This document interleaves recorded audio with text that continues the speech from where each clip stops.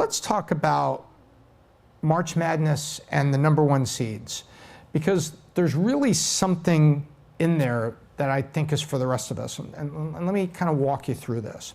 I was looking at the #1 seeds, and all the seeds fell. And it basically, I looked at it and I said, really, are all the #1 seeds falling because they're not #1 seeds? Or are they falling maybe because the #1 seed was based on conference championship and the body of work for the whole season? Okay, winning the conference championship and the conference tournament is tough, and that's how you can become a #1 seed. But there's a lot of #2s, 3s, 4 seeds that also were falling. And I was reading, this is the first time 0 top seeds reached the Elite 8 for the first time since the ranking system started in 1979. Wow. So that's amazing. Isn't that crazy? That's insane. Since they started, since 1979. So there were 0 top seeds in the Elite 8. Final Fours had many years with no #1s made it. But there was 2, 2, 3, 5. There was still a lot of big teams. So the question I had was, are these upsets, or is the seeding system wrong? Do they maybe need to go back and kind of handicap it differently? There's NCAA realignment happening. So now you'll take a college that gets maybe brought into the Pac-10, or in the case of basketball, into the ACC. In the ACC, where you've got Duke and Carolina and NC State and Wake Forest, who always show up. And you have to get through that. Maybe your season record doesn't represent that. You might finish, second in the Pac-10 perhaps. Well, I think that there's a rethinking of that. So I'm going to leave that there and talk about this way.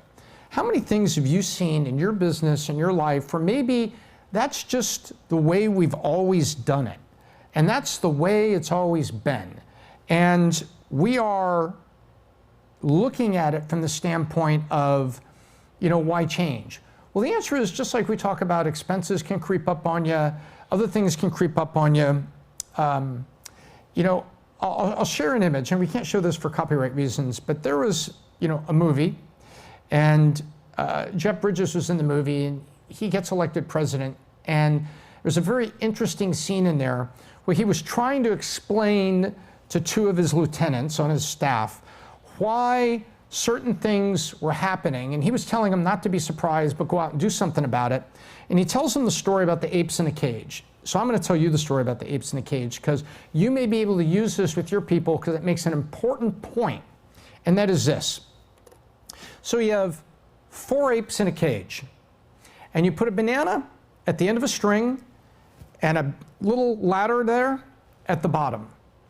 You wait about 5 minutes. Before you know it, one of those apes is going to step on that ladder and reach up, try to get the banana. At that moment, you hose down all the apes with freezing cold water, and you keep spraying them for 3, 4, 5 minutes. The apes are crazy, they're jumping around in the cage, but you do that.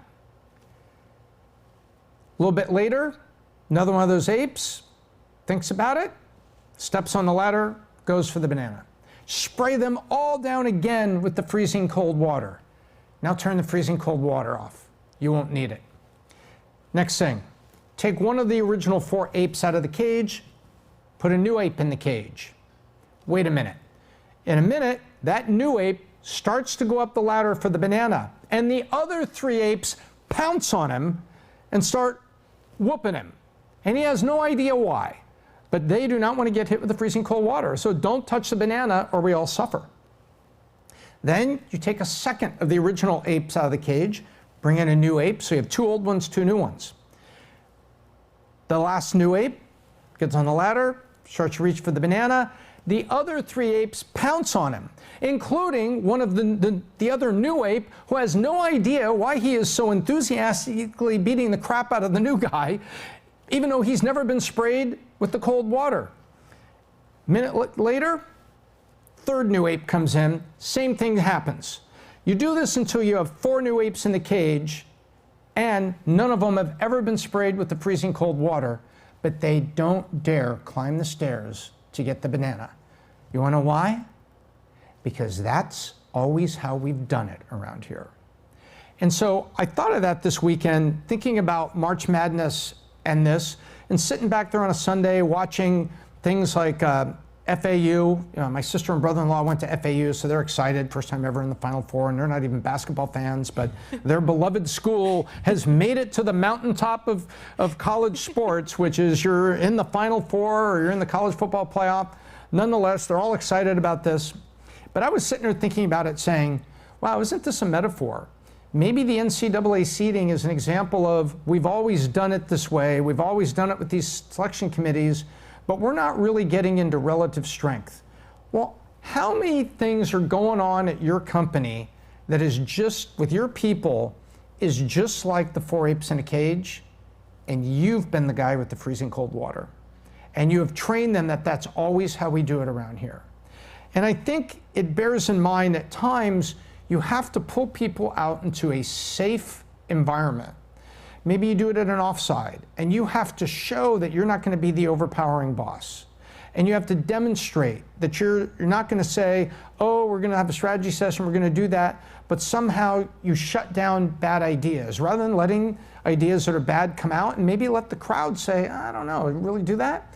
Especially when you're not necessarily talking about like new ideas, like a product ideation meeting, you're actually honestly thinking about how can we do things better?